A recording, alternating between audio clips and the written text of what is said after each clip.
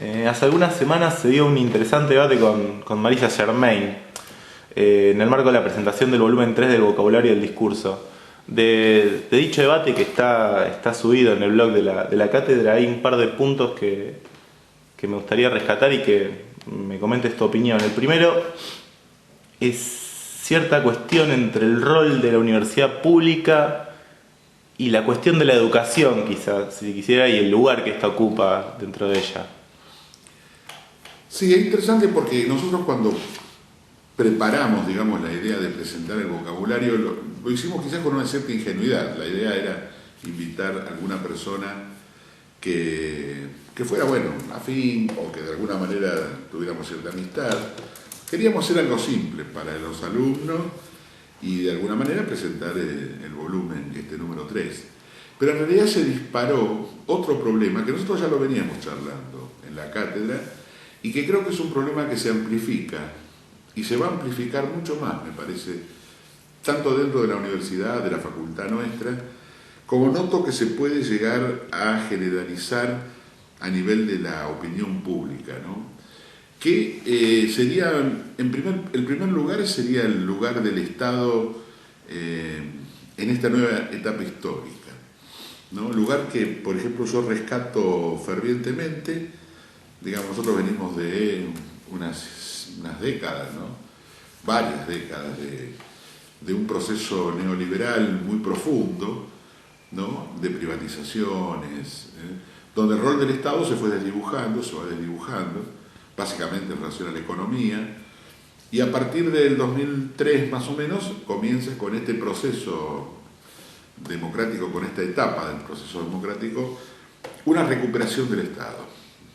Más allá de que si eso es bueno o malo, y las cosas a favor o en contra que pueda tener, es crucial la definición en relación al Estado, porque lo fue siempre, pero siempre también quedó como algo oculto o como algo que no se termina de dilucidar nunca. ¿Por qué? Porque hay tres posiciones en realidad. Aquellos que piensan, digamos, que el Estado no sirve para nada, que el Estado debería ser un pequeño Estado administrador, o el Estado debería estar en función de el arbitraje, por decir así, de los conflictos sociales, que serían los grupos liberales o los grupos, lo que llamaríamos de derecha comúnmente. Hay otro grupo en el cual de alguna manera me siento integrado, que es la recuperación del Estado, ya no como un mero arbitraje, sino como un factor social preponderante.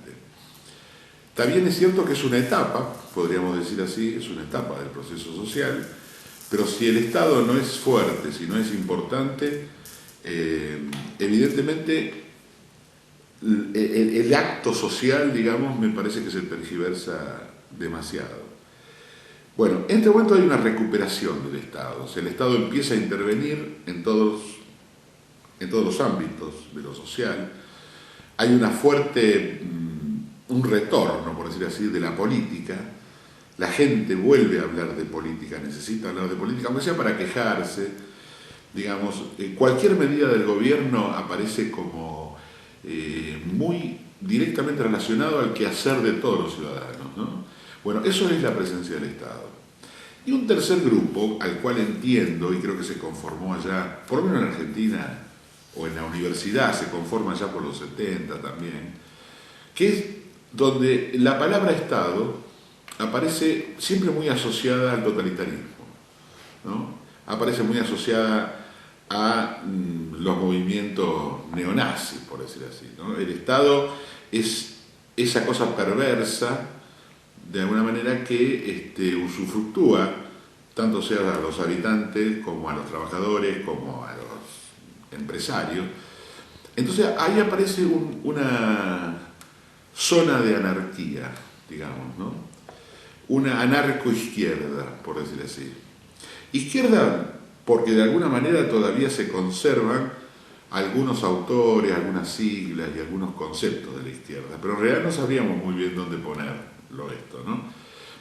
En cualquiera de los tres grupos, digamos, hay gente más progresista, menos progresista, eso seguramente, y esto, si bien es, digamos, una subdivisión que yo hago digamos que es personal, no responsabilizo a nadie, pero sirve como un mapeo rápido, digamos, para decir en qué lugar se ubica la defensa o no de la universidad pública en este momento histórico. Bueno, ¿cómo seguía la pregunta entonces? ¿Me decías? Germain señala como una necesidad para la facultad, ¿no?, de flexibilizarse o flexibilizar la estructura curricular con tendencia a abarcar las políticas públicas, la especificidad en salud y el conocimiento del Estado. Claro, acá viene, esto es lo que yo digo, esto es lo que se dispara, digamos, ¿no? Aquellos que defendemos al Estado, más, menos, más o menos. ¿Cuál sería el rol de la universidad pública hoy en día, en este momento histórico? No diferiría de otros momentos históricos por el solo hecho de ser universidad pública y por estar a cargo del Estado, ¿no es cierto? Bueno, lo primero que yo digo, y que podría diferenciarme bastante de Germain, es que yo no pienso que la universidad pública sea parte de la educación. Eso es muy importante tener en cuenta. Digamos, cuando uno lo coloca en el plano y en la misma pirámide de lo educativo, digamos, aún como educación superior, aún haciendo todas las salvedades que tiene la universidad, pero la coloca dentro del plano de la educación, el Estado ahí se convierte, sí, en un pequeño ente, digamos, interventor de conducta, de cultura, de teoría. Es un interventor, digamos así, porque necesariamente el Estado tiene que tener a su cargo la educación de un país, y eso me parece bien. Puede ser mejor, puede ser peor y puede ser muy discutido. Debería ser muy discutido, sobre todo con los gremios docentes, o mejor dicho, con todos los actores que hacen la educación. Pero cuando a la universidad se la coloca dentro de esta discusión, evidentemente se comete para mí un error que es garrafal, que es el que comete Germain cuando propone que el Estado, ¿no?, tenga una intervención absoluta o muy importante sobre los contenidos, sobre los fines u objetivos de la universidad pública, ¿no? Porque están pensados desde la educación y no están pensados estrictamente de lo que debería ser la universidad pública, que es la constitución de profesionales comprometidos, digamos, con un quehacer, ¿no?, que tenga que ver con la región, con el lugar, con el país, con la historia. Es como si yo hiciera mucho más hincapié en el quehacer de los profesionales en la universidad que en esta fase educativa y formativa de los jóvenes. Después voy a lo que fue la presentación. ¿Por qué digo esto? Porque de esta manera a la universidad, y yo no tengo ninguna duda, que dentro de la educación, hoy la universidad es un colegio secundario terciario. Es como si fuera la segunda parte del secundario, ¿no? A los jóvenes hay que enseñarle todo, hay que enseñarle a estudiar, hay que tenerle, por decir así, paciencia, por ejemplo, hay que pretender motivarlos para que sean psicólogos, contadores, para que sean médicos, hay que trabajar la vocación de los jóvenes, hay que trabajar la sintaxis, la ortografía, la epistemología, la ideología, digamos. Es como que la universidad se convierte en una especie de institución que tiene a su cargo no la formación de recursos humanos para un quehacer en relación a la práctica, incluso en relación a la práctica económica, o incluso en relación a la transformación, ¿no?, sino que la universidad se convierte en un ente educativo, ¿no?, de una juventud que viene absolutamente adormecida por toda una cultura de varios años, de muchos años, toda una década, que no tiene ningún interés en ser despertada de este adormecimiento y que genera una resistencia terrible, por decir así, a que se lo eduque para trabajar, por ejemplo, o para ocupar un lugar social, o para ser un agente del Estado en términos de transformación. O sea, el estudiante de hoy, nuestro estudiante, primero, segundo, tercer año, digamos como masa, no tiene un interés especial, ¿no? En términos, ya no diría vocacional, no tiene un interés especial subjetivo en términos de deseo, deberíamos plantear nosotros, en términos de intereses, vamos a decir así, políticos, sociales, económicos, ni siquiera personales. Digamos, el joven de hoy no está preparado, aparentemente, para pensarse como médico profesional, como ingeniero, incluso pensando cuáles son las posibilidades que tiene a partir de recibirse, de graduarse. Bueno, de última, que me gradúen rápido sería, pero ojo esto, ¿no? Que me gradúen, ¿no? Esta cosa de decir, mirá, los contenidos, y bueno, dame tal o cual contenido, que sea un poco más fácil, dame muchas mesas de exámenes, dame posibilidades de que por ahí salga mal, dame posibilidades porque si no yo no tengo interés en estudiar personalmente. No sé si quiero ser psicólogo, no sabría muy bien. Pero eso se llega cuando el Estado tiene esta intervención educativa. No cuando el Estado, como pasaba antes, tenía una actitud formativa. Formativa incluso de bases prácticas, de base de transformación, cuando la universidad era realmente transformadora. Entonces ahí aparece un problema que los que tenemos incluso en DPC, y que lo que planteaba de alguna manera Germain, en esto de que la universidad o la facultad nuestra de psicología debe estar al servicio de, por ejemplo, una necesidad social determinada. No sé si llamarlo eso una transformación, digamos, pero el contexto, la sensación que nos dejó a todos, era que había que preparar psicólogos, ¿no?, para solventar un determinado problema más o menos urgente que tiene el Estado, parecido al plan trabajar, digamos, ¿no? O parecido a preparemos gente para bancar esta ola de frío, sería, ¿no? Esta ola podría ser en cuestión de la violencia, cuestiones que tienen que ver con la pobreza. Entonces uno dice, pero espera, ¿no sería más lógico solucionar la pobreza que preparar psicólogos para que trabajen a nivel de la comunidad, a nivel de los grandes desastres comunitarios o determinadas crisis? Preparar profesionales que trabajen para el Estado, para sostener los conflictos del Estado, me parece un problema complicado.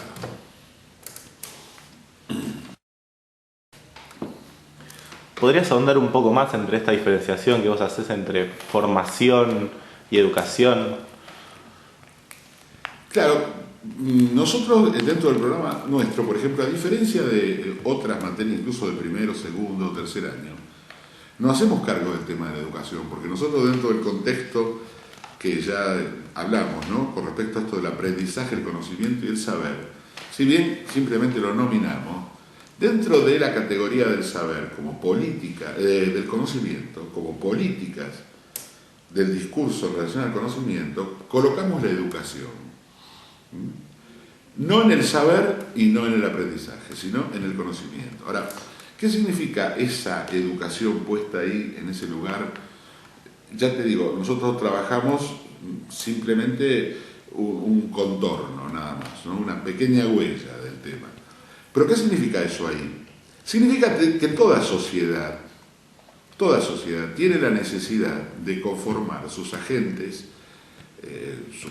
las personas, digamos, que viven en determinado momento, e instalar en ellos, digamos, aquellos datos, conceptos, formas, digamos, formas subjetivas, formas de pensar, imaginarios, si vos querés también, digamos, que son propios del proyecto político de ese momento histórico. Y eso me parece absolutamente lógico.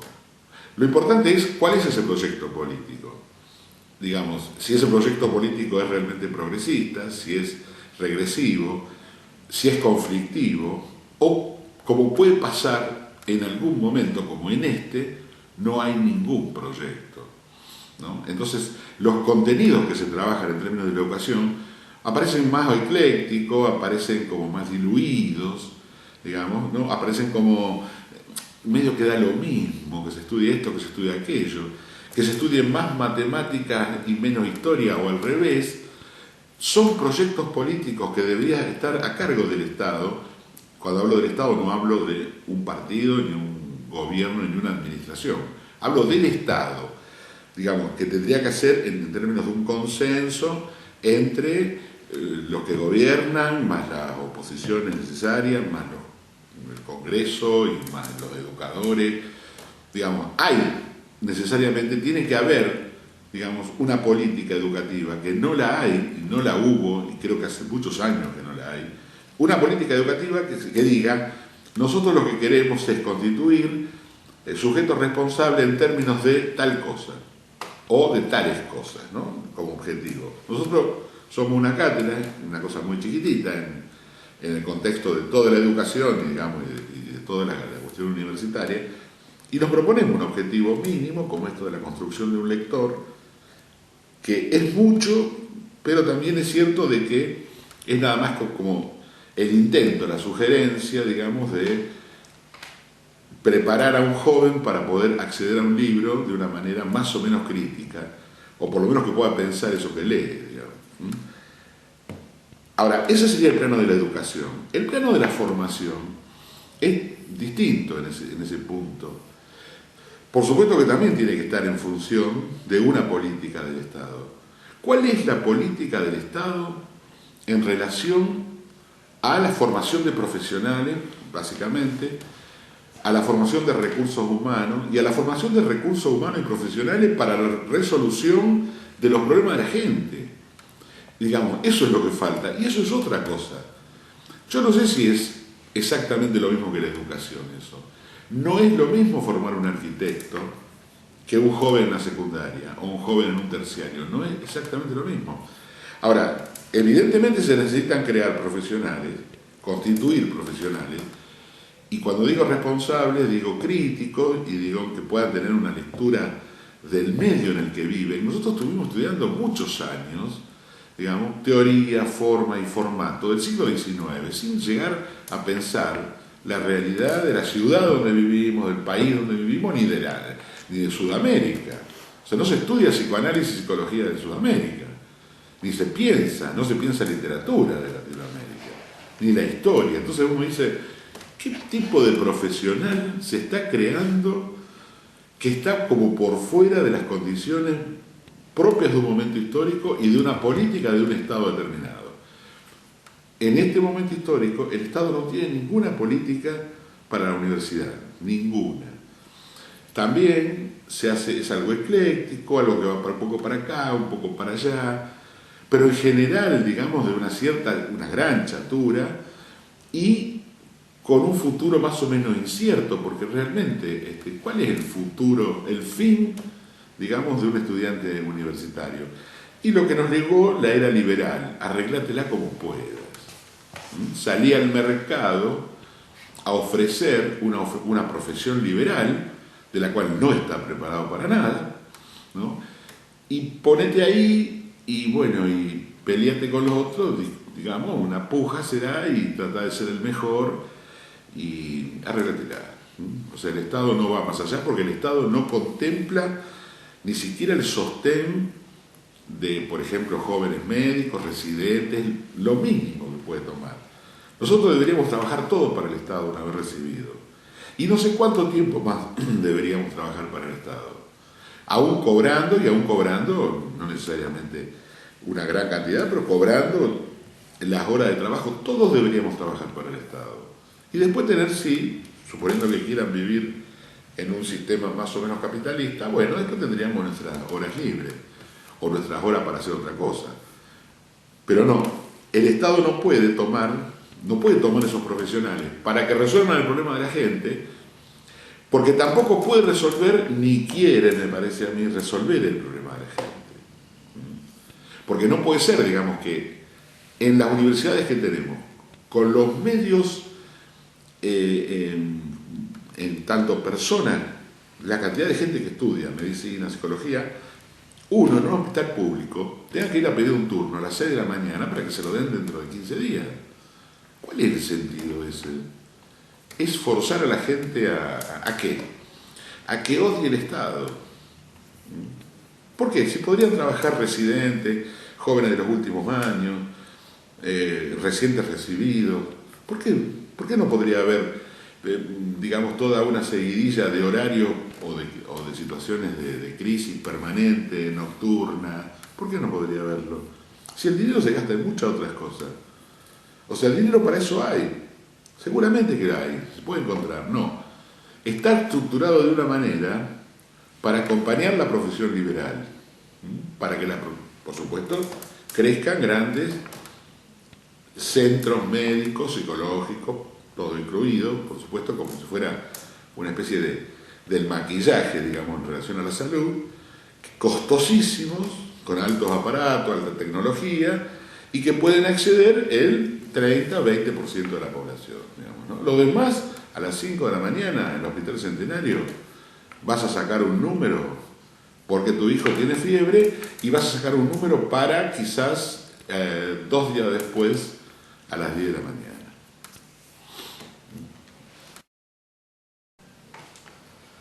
Ante todo este panorama que remarcas, ¿cuál crees que es el lugar del psicoanálisis en la universidad? Y también con respecto a esta cuestión de las prácticas liberales, y claro, está también respecto del Estado. Sí, quizás del otro corte, digamos, uno tendría que decir, por ser sintético, porque esto es para hablar largo y tendido, si la universidad pública no puede resolver un problema político del Estado, como es esa falta de atención primaria de una población, no sé para qué está la universidad, en realidad. O sea, está para alimentar un edificio, digamos, privado, lleno de tecnología, o irse del país, porque ¿cuál es el otro lugar que te queda? No te queda, incluso como médico, incluso como psicólogo, ¿no? Que no usamos aparatos, digamos. Pero bueno, ¿cuál es el lugar que te queda? Es muy raro, ¿no? Muy extraño. A partir de eso está el tema este que vos decís de Marisa, de nuestra presentación de Marisa Germain, donde ella, yo decía, dispara una problemática que creo que se va a abordar ahora próximamente en un encuentro que vamos a tener con el colega Ricardo Bianchi, que incluso está en la filmación. Me parece que en nuestra filmación no se escucha mucho la pregunta, pero justamente Bianchi pone el dedo en la llaga porque dice, ¿cómo puede ser, vamos, trato de sintetizar, ¿no?, que en un programa de DPCB, donde uno de sus sostenes fundamentales es el psicoanálisis, la persona que lo presenta no hace hincapié en eso, digamos, ni siquiera toma o roza esa cuestión. ¿Es contribuir un lector eso? Claro, eso habría que pensarlo de varias maneras. Uno lo puede pensar de buenas maneras o de malas maneras, ¿no es cierto? Primero que Marisa hizo hincapié en otras cosas, eso es propio y evidente, por gusto, por lo que fuera, hizo hincapié en otro punto de nuestro programa o en otro lugar de apoyo, por decir así. Ricardo, quizás más tomado del lado del psicoanálisis, hace hincapié en este lugar. Lo que nos dio la posibilidad de poder juntar estas dos cuestiones, o sea, que son necesariamente controvertidas y por eso disparan un problema. El Estado, la formación de psicólogos y el psicoanálisis, que son, por decir así, 3 grandes ejes y 3 grandes problemáticas. Vamos a decirlo rápido, como lo pienso rápidamente, y luego hasta donde se pueda poder explicar esto. ¿El Estado tiene que hacerse cargo del psicoanálisis? No. El psicoanálisis no tiene nada que ver con el Estado en esos términos, en el sentido de que el Estado deba o tenga alguna que otra obligación, ¿no es cierto?, de instruir para la formación de analistas o de proveer siquiera capacidades, dinero, tiempo y esfuerzo y funcionarios para la formación de analistas. No debería. Es una máxima fuerte en ese sentido. ¿Por qué? Porque no es una tarea específica de la universidad. Ahora, un Estado que tenga una política en este quehacer social firme, podría, sí, ¿no es cierto?, en un contexto de una política determinada con respecto a la salud, vamos a decir, incluida la salud mental, como se llama comúnmente, incluida la salud educación, como dice Else Emanuele, ¿no?, como un contexto más generalizable, podría incluir, sí, formatos especiales, porque el psicoanálisis en ese sentido es un formato especial, es un formato especial. Es un formato muy importante y es un formato especial, ¿no?, que podría realmente ocupar espacios que están vacíos, que podría dar algunas respuestas que no se dan comúnmente, pero no mucho más allá, porque el psicoanálisis tiene una especificidad. Y yo creo que la salvaguarda del psicoanálisis es si realmente sabemos resguardar esa especificidad. En la medida en que, como todas las cosas, en la medida en que corremos los límites de las cosas terminan siendo cualquier cosa. Entonces, es importante resguardar esa especificidad y sí poder colocarla responsablemente, ideológica y responsablemente en alguna función social, que intentar hacer que el psicoanálisis se convierta en un reaseguro de la función social, que es lo que muchos trataron de hacer. A ver, trato de ser, si vos me entendés más o menos lo que estoy diciendo.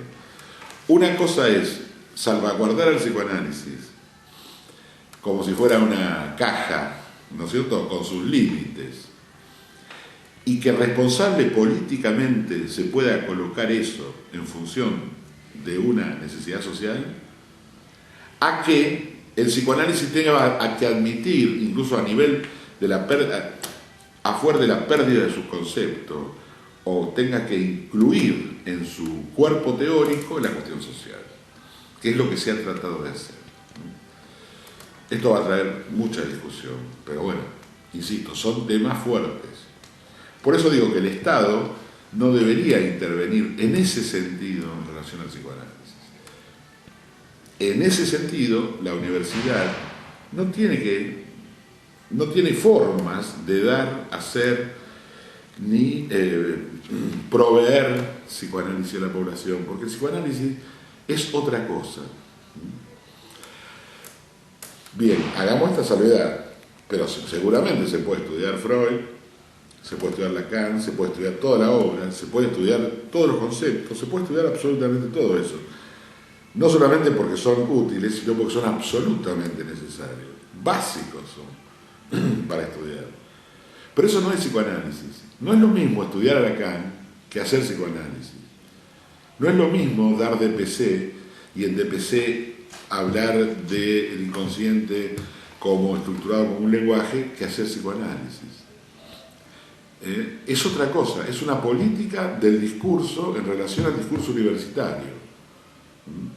Por supuesto, estos autores están a la par de otros autores, están a la par de la lucha ideológica, están paralelos al debate con respecto a la verdad en relación a situaciones teóricas. Pero eso no es psicoanálisis. El psicoanálisis es otra cosa y está muy alejado de la universidad en ese sentido. Y como dijimos muchas veces, menos mal.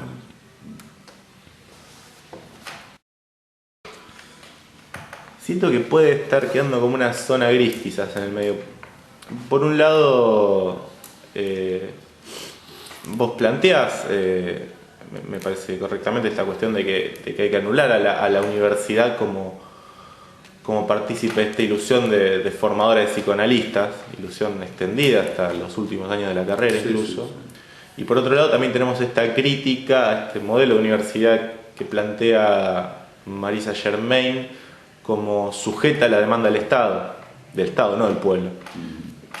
Entonces, ¿cuál sería el rol de la universidad? Si querés retomar esta cuestión de la matriz formativa. Bueno, pero me parece que es más o menos lo que venimos diciendo. Esta zona gris que queda, digamos, es esta crisis de la universidad, digamos, donde no puede pararse en ningún lado, digamos, porque evidentemente no hay nadie que la sostenga.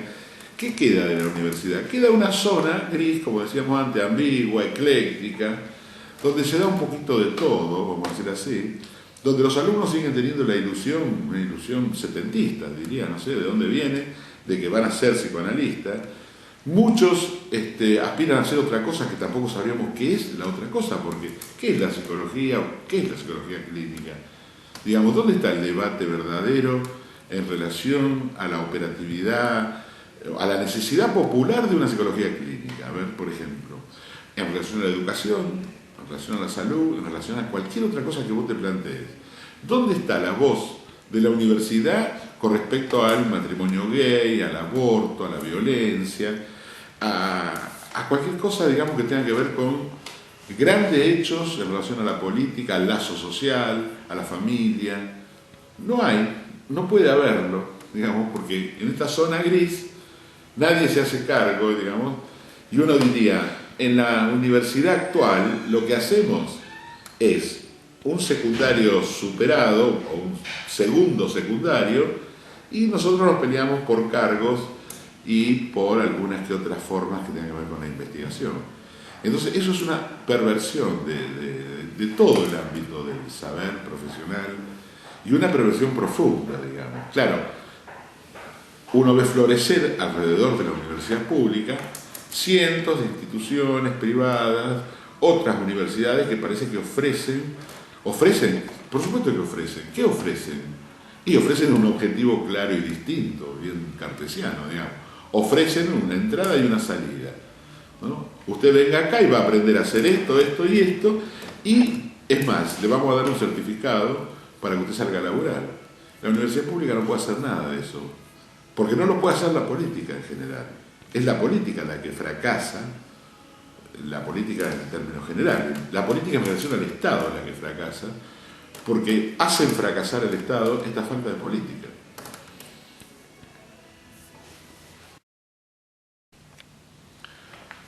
¿Cuál sería entonces, José, en todo este marco, el quehacer posible que vos crees para la universidad, ¿no? Digamos, un quehacer que no expulse a los contenidos psicoanalíticos como algunos quisieran, pero que por otro lado se articule con un proyecto político en relación al Estado y a la universidad que justamente no implique la negación de una autonomía propia de la universidad?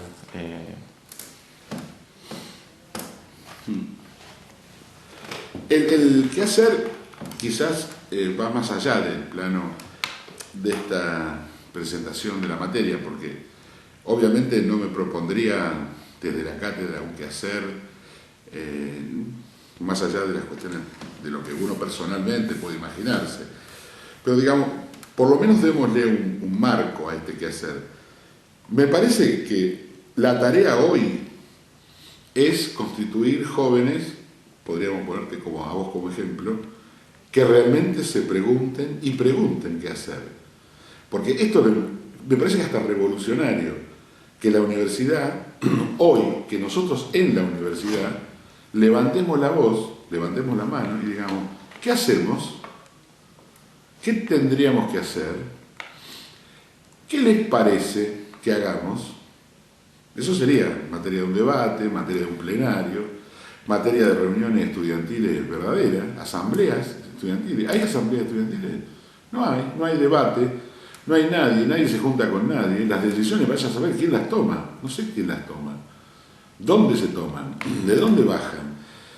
Entonces, la pregunta, el qué hacer, es el comienzo del qué hacer, ¿no? Más allá de que te digo, yo puedo tener una idea, una visualización, una posición con respecto a lo que habría que hacer, pero básicamente empezar a poder preguntarnos eso. Hace 30 años que no podemos preguntarnos eso, ¿qué hacer? ¿Qué hacer con esto? Hace 30, 40 años que los psicólogos, incluido el Colegio de Psicólogos y la Universidad de Rosario de Psicología, se vienen preguntando qué psicólogo queremos, como una forma, hasta diríamos, utópica, virtual. A ver, vamos a ser un psicólogo ideal, ¿no? Por fuera del tiempo y del espacio, y después vemos si podemos hacerlo encajar en nuestra realidad social.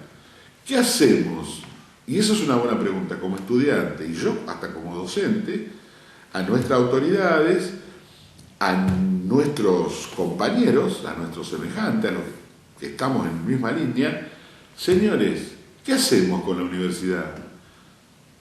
Como una canción que por ahí me di el gusto de hacer, por ahora nada. Antes hablábamos de esto de una de estas consignas de la cátedra, o tuya, ¿no? de hace un tiempo para acá. Por ejemplo, en la acá no enseñamos psicoanálisis, pero también hay toda una serie de otras consignas que vos generalmente mantenés en el tiempo. Antes era un poco esto de no responder las preguntas de los alumnos, y ahora se fue desplazando un poco a no responder sobre los conceptos. ¿Por qué?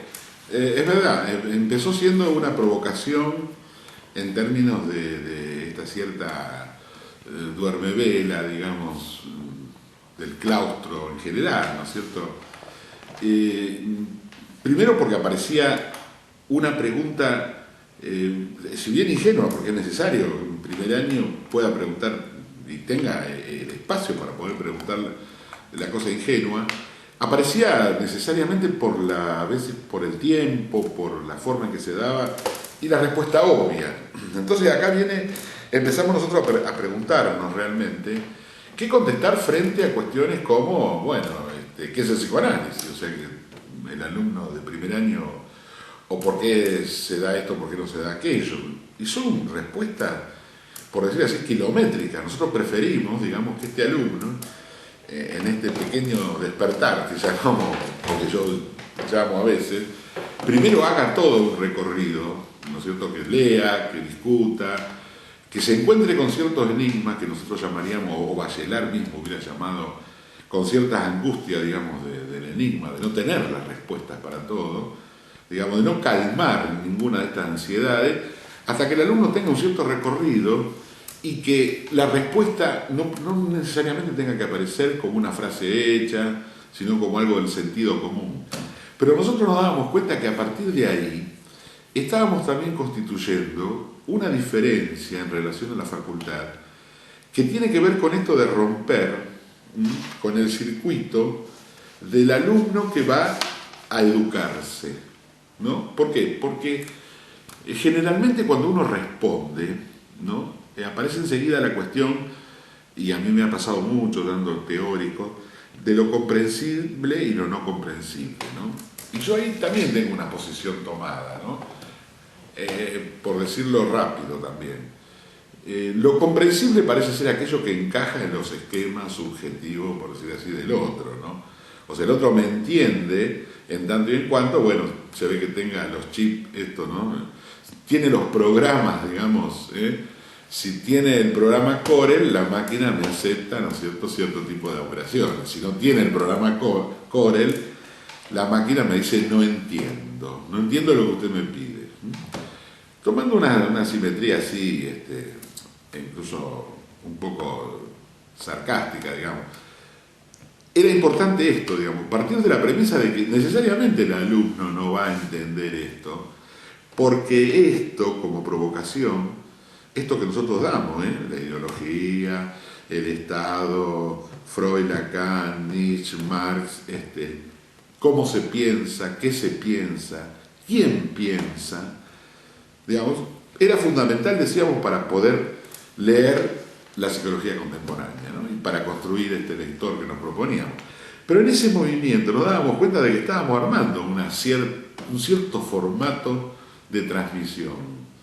O sea, de alguna manera nosotros estamos constituyendo también a un alumno que en primer momento es quejoso, puede ser apático, luego se enoja mucho con nosotros, luego aparece como muchos alumnos, ¿no?, agradeciendo esta posibilidad de que nosotros no le hayamos contestado fácil y rápidamente. Por ejemplo, un alumno pregunta una vez ¿en qué se puede diferenciar el inconsciente freudiano del subconsciente que por ahí se suele hablar en cualquier otro lugar, o incluso en la psicología o en la filosofía? Una pregunta densa. Entonces uno de los colegas lo remite a uno de nuestros artículos, ¿no?, o a alguno de nuestros vocabularios. El alumno se enoja, pero ¿Por qué te va a enojar? Porque usted no me contesta. No, no, yo te estoy contestando. Te remito a ese libro porque ahí en ese libro está, de alguna manera resumido, los caminos, las rutas, digamos, las intersecciones de algo que es muy complejo de contestar. Que si yo lo contesto corto y distinto, ¿no? Y claro, ¿no? Claro, distinto y corto, te contesto el sentido común. Ahora, ¿qué quiere decir que contesto el sentido común? Y nuestra política actual, por decir así, social, está muy sostenida en los medios de difusión, en la televisión, por decir así, los diarios. Ahora, ¿qué son los diarios y la televisión desde el punto de vista discursivo en relación a la política? Síntesis. Digamos, en los diarios hay síntesis de las cosas, y síntesis que son siempre de alguna manera mentirosas, porque este diario toma esta síntesis, aquel tomará la otra síntesis. O sea que del problema complejo uno no se entera a menos que quiera y a menos que profundice y a menos que se ponga a leer libros, digamos, o consulte a los autores, a los actuantes. Pero esto que en un momento parecía como algo simple, ¿qué importancia puede tener? Y nos dábamos cuenta que era fundamental. Y acá poníamos siempre el ejemplo, lo puedo decir acá porque lo decíamos en las clases y está dicho en los libros. Cuando nosotros escuchábamos a uno de los candidatos de las últimas elecciones, por ejemplo, y en este caso me remito al jefe de gobierno de Buenos Aires, de la capital, ¿no? A Macri. Macri tenía una capacidad que obviamente estaba preparada por personas, incluso creo que Ricardo Alfonsín también tuvo asesores. ¿Qué son estos asesores? Nos preguntábamos, ¿no? Estos asesores son aquellos que le dan la posibilidad de contestar en muy poco tiempo, como es el de la televisión, en un programa de televisión, rápidamente, las 3 o 4 cosas que necesitan decir y que la gente necesita escuchar, ¿no? Después de ahí en más, el contenido es nulo y se nota por lo que son estos políticos nuestros o por lo que es Macri, digamos, como gobernando, en este caso, un distrito como Buenos Aires. O sea, es nulo. Absolutamente, digamos, ese texto que se responde al alumno desde el atrio, que podría ser nuestras clases, es absolutamente nulo, es propio del sentido común, es sacarse un problema de encima y es calmar a un alumno que no puede sostener la ansiedad de tener que ir a leer un libro para saber cuál es la diferencia entre el inconsciente freudiano y el subconsciente de Pavlov. Tarea que obviamente la va a hacer a lo largo de toda la carrera, porque no lo va a resolver, porque no se puede resolver esas cosas fácilmente, porque lleva años poder ir diferenciando esto, y porque necesita primero, como decíamos antes, tal programa, el Corel, el YouTube, no sé, esos programas que no conozco ninguno, pero necesita ese programa primero para poder leer, ¿no?, esta diferenciación. Entonces ahí nosotros dijimos, paremos con las definiciones rápidas, con las definiciones de momento, porque son necesariamente inocuas para el momento, pero después generan un daño muy profundo, la gente queda muy pegada de esas frases hechas, formatos, por decir así, sintéticos. Después contestan esas cosas en los parciales, digamos, contestan esas cosas en los exámenes y uno le pregunta, ¿qué quiere decir eso que dijiste? No sé, usted me dijo tal cosa, ¿no? Como respuesta, no, difícil porque nosotros no contestamos ninguna de estas cuestiones. Eso no quiere decir que le cortemos el rostro y no lo dejemos participar al alumno, no. Como vimos en otras de las filmaciones, el circuito de la no pregunta, que un poco yo lo remito a mí mismo, digamos, es a mí a donde no se puede preguntar nada, porque yo me cansé de contestar cosas. Pero sí le pueden preguntar a los JTP. ¿Por qué? Porque en el espacio del JTP, en el trabajo práctico es donde él tiene que hacer el ejercicio de empezar a preguntarse, a preguntar, y donde el docente lo va a ir guiando en una respuesta que va a tener que ser una aventura personal de búsqueda. Y eso es lo que va cambiando el formato en cuanto a la transmisión, y por eso por ahí hablamos de la no educación. ¿Qué sería la no educación para nosotros? La no educación sería buscar una forma de transmitir algo que no implique la certificación de aquello que subjetivamente ya la persona trae consigo. O sea, nosotros no le reafirmamos lo que tiene, sino que se lo ponemos en tela de juicio. Y eso, si uno lo quiere comparar con toda la operatoria del psicoanálisis, eso nosotros lo extraemos del psicoanálisis.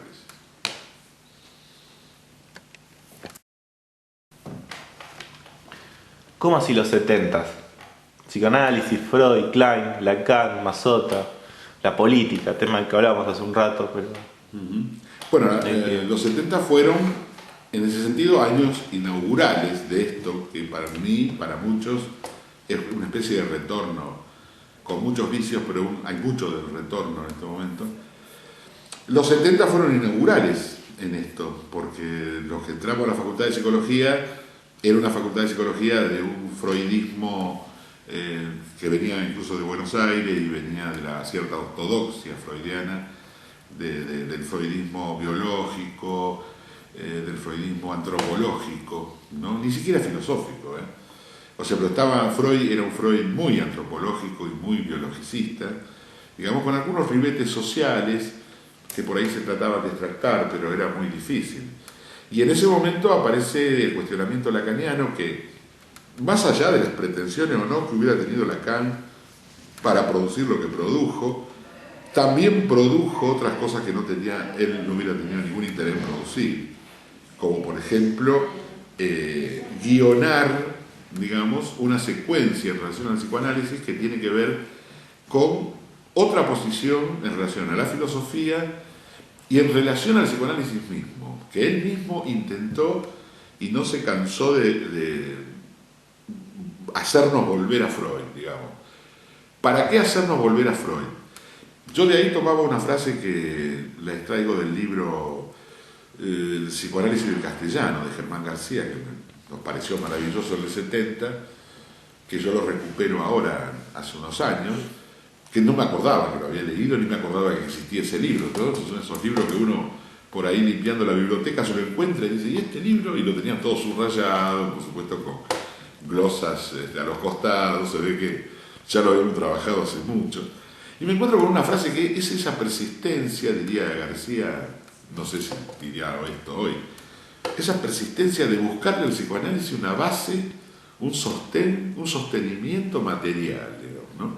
Que realmente en los 70 nos matábamos, nos rompíamos la cabeza buscándole al psicoanálisis un sustento materialista, un sustento marxista, un sustento hegeliano, un sustento biológico, un sustento, algo, ¿no?, que lo hiciera encajar en el concierto de la ciencia o en el concierto de los discursos sociales y filosóficos de la época, ¿no? Y nos matábamos en eso, ¿no? Y en eso, por supuesto, también había grupos, ¿no?, especializados, por decir así, o también jerarquizados, ¿no? Estaban los que estudiaban a Lacan desde acá o a Freud desde allá, a Freud y Lacan desde acá y a Marx y a Freud desde acá, ¿no? Entonces, de alguna manera parecía ser que tomar partido en relación a la política estaba muy, muy relacionado a tomar partido en relación a esta base material que iba a tener el freudismo para que pudiera ingresar en el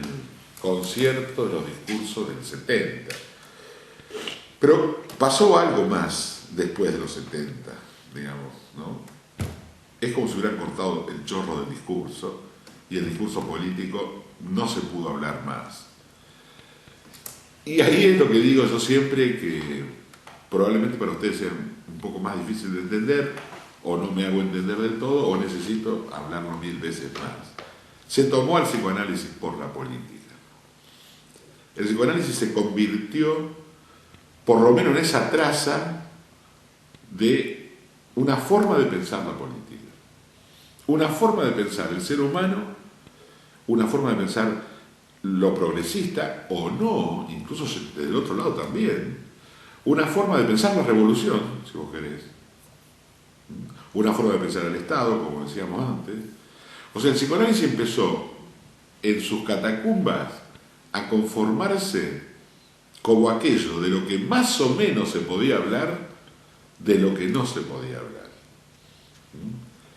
Y eso fue un daño terrible al psicoanálisis. Por eso te decía yo que defender la especificidad del psicoanálisis, como diría García, ojalá lo siga diciendo aún hoy, por lo menos en el libro El psicoanálisis del castellano, como lo hubiera dicho Mazzotta, es reafirmarse en la lectura de Freud, en la metapsicología freudiana, en la conjetura freudiana, en un discurso que no necesita una base material, un discurso que tiene mucho y bastante, no digo todo, pero tiene mucho y bastante de operatoria, de justificación, de fundamentación, como para sostenerse por sí mismo y en su propia práctica.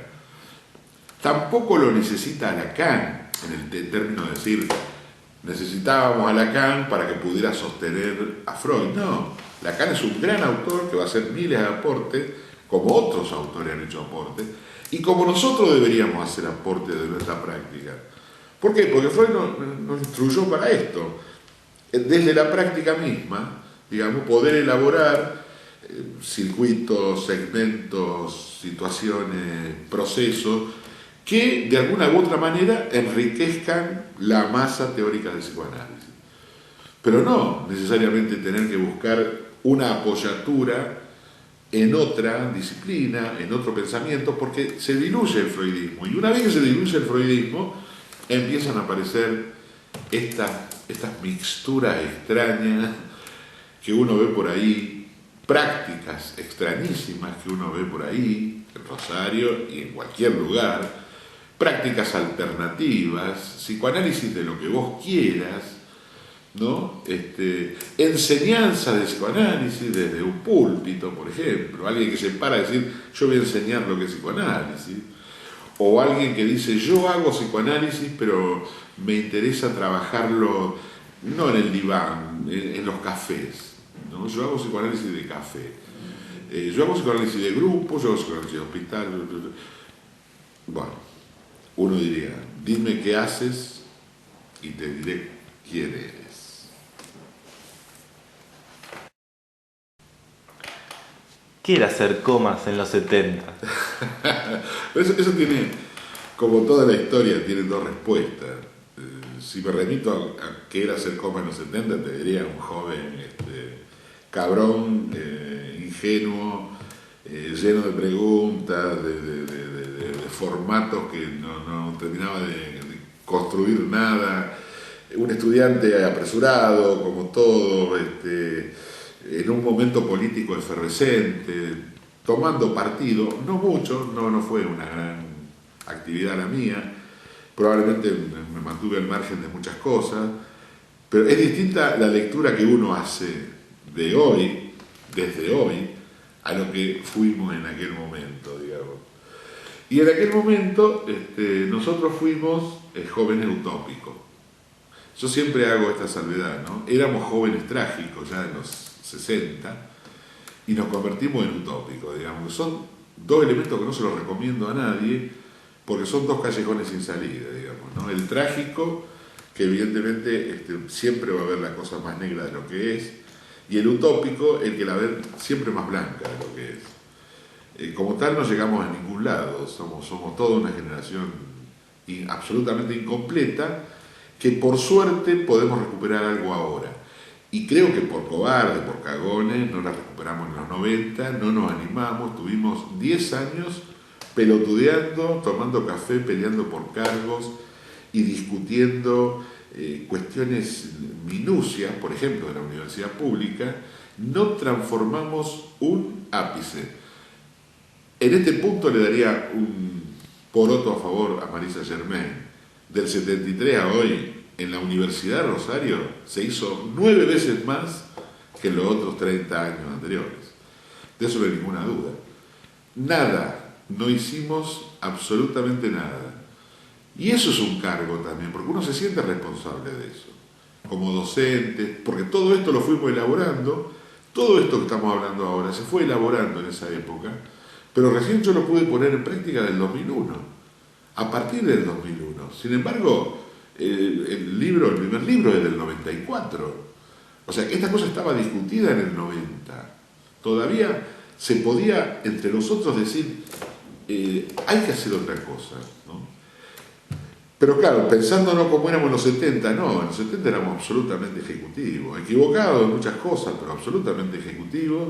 Teníamos otro fondo, otro trasfondo, y te digo, teníamos una visualización utópica de las cosas, una idea muy revolucionaria. Personalmente yo participaba de eso y sigo participando, de que tiene que haber verdaderamente cambios revolucionarios y no se pueden modificar. Del cómo, del cuándo, de quiénes tienen que llevar a cabo esas revoluciones son necesariamente las discusiones cotidianas. Y desde el punto de vista del psicoanálisis teníamos una visión mixturada, mezclada, como te decía recién, buscando soportes del psicoanálisis, si uno era freudo-marxista, o era lacaniano, o era hegeliano, o era nietzscheano-marxista, o filo-peronista. Realmente era una época muy confusa. Y a partir de esa confusión se fueron trayendo hasta acá una serie de cuestiones inconclusas que hoy a lo mejor podemos volver a desempolvarlas y volver a preguntarnos, ¿no? Como se están preguntando ustedes, o por lo menos cuando nos escuchan hablar dicen, che, pero ¿cómo era eso entonces?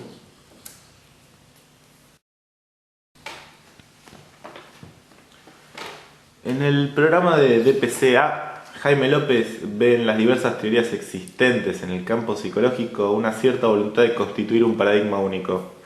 ¿Podrá haber una voluntad de volver a hacer una misma cátedra? Sí, habría. No solo una voluntad, sino que puede ser también una estrategia, un formato de orden académico político, en tanto cualquiera de nosotros dos nos jubilemos o no estemos más, se puede volver a formar una cátedra, depende de en qué mano va a quedar o cómo se va a conducir. De todas formas, me parece que estratégicamente me parece bien la divisoria. Yo digo estratégicamente, pero también pensaba lamentablemente, digamos. Nosotros en ese sentido somos bastante discriminadores, ¿no? Creo que los argentinos somos discriminadores y yo no me salgo de ahí. Todo lo que significa la facultad la mañana, nosotros sabemos que es un profesorado un poco más profundo, digamos, ¿no? Es lamentable, pero es así, en lo que implica primer año. Ya hicimos la prueba de poner nuestra DPCB en la mañana, en el mediodía, y tuvimos un fracaso absoluto por la cantidad de tiempo. Es muy poco la carga horaria, es muy poco el tiempo de trabajo con el alumno como para que pueda acceder, ¿no?, a una visualización de estas cosas que planteamos. El DPCB siempre funcionó de noche, el grupo de la noche siempre es otro grupo. Es gente de otras edades, está mucho más mezclado. No sé si todavía partimos también de un prejuicio que tiene que ver con que el de la noche trabaja. No sé si el de la noche trabaja, no creo. Pero es verdad que los jóvenes que salen de la secundaria, que no trabajan, van a la mañana, eso no hay duda. No ven la hora, bueno, de tener toda la mañana ocupada y al mediodía ya quedar libre, como dicen ellos así comúnmente. El de la noche parece otra persona, ¿no? Más esforzada, probablemente alguno que está recursando la materia o la carrera. Es otro alumno el de la noche, ¿no? Y nosotros hemos hecho mucho pie en ese alumno de la tarde-noche, ¿no? Así que yo esperaría que no, y esperaría que haya más A y B. Eso también es bueno. En una época se pensaba que estas unidades, como piensa López, tanto en la psicología, unidades, que la psicología pueda unificarse, ¿no? Como si, viste, cuando te dicen que la oposición se pueda unificar, no importa la diferencia, bueno, cada uno baja alguna bandera y más o menos formamos un todo, ¿no? No es así como yo pienso. Yo pienso que tiene que haber más diferencias, solo que, bueno, tiene que haber caminos, carriles, como para que esa diferencia se pueda manifestar. Se votará, ganará, se perderá y cada uno hará su camino, digamos, ¿no? Porque soy de los que piensan así, pero a rajatabla, ¿no? Todo lo que indica unidad, unicato, globalización, unión, juntamiento, me suena siempre algo peligroso y complicado, ¿no? Soy de los que piensan que las cosas tienen que estar más o menos divididas en términos de distintas cuestiones, intereses, y que esos intereses puedan y necesariamente deban convivir, como la gente, ¿no? La gente puede tener derechos y obligaciones iguales, puede tener un montón de cosas en igualdad, pero la gente no puede ser todos iguales, ¿no? O sea, salvar la diferencia, que también la aprendemos del psicoanálisis, es fundamental. No creo que me vayas a preguntar por la diferencia de sexo, porque aparte no pienso contestar.